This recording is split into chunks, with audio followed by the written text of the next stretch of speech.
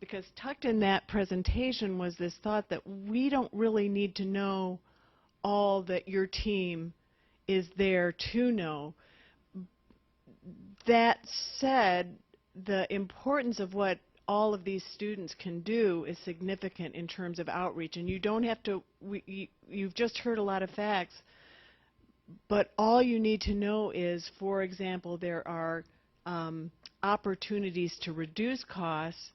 There are things they can learn to sign up. All you need to do is get people to Sarah's team and to Sandra, to Carolyn. So I wonder if you could comment, Sarah, on the role these students can play working in partnership when you're out at these events.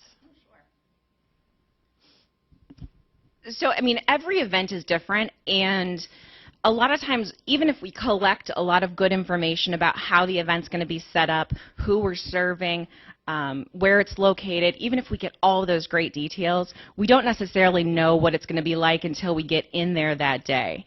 And one of the things that we have found beneficial with our teams is to make sure that we've got one person stationed at the table, either ready to provide enrollment assistance, but then to have a few people kind of floating and working the crowd almost, to serve in almost a greeter fashion, to check in with folks as they come into an event, to ask them about their health care needs, if they currently have insurance or if they know of anyone who is uninsured. That is one of the things that we have found, is that if you approach a consumer and say, hey, are you uninsured? That's a little off-putting for people. But if you ask them, do you know of anybody who needs health insurance? We've got folks here who can help.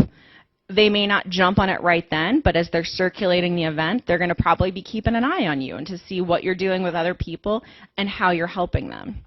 You know, the floating capacity, greeters, helping collect information or distribute information depending on how receptive a consumer is. You know, it's really kind of about using those soft skills and reading someone to see if you've gotten a little bit of twinkle in their eye and you can tell that you've said something that sparks an interest in them.